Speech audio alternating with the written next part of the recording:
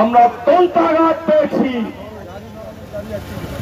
3 দিন আগে আমরা ঘুম থেকে উঠে দেখি যে একটি প্রহসনের নামে নির্বাচন এরিয়া ভাগ করা হয়েছে।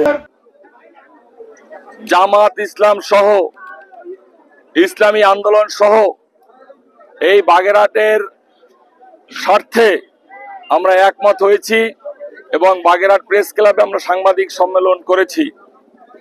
আমরা এই সরকারকে আলটিমেটাম দিয়েছি এবং নির্বাচন কমিশনকে, আপনারা মনের ভুলেও বাগেরহাটকে নিয়ে কোনো তালবাহানা করবেন না।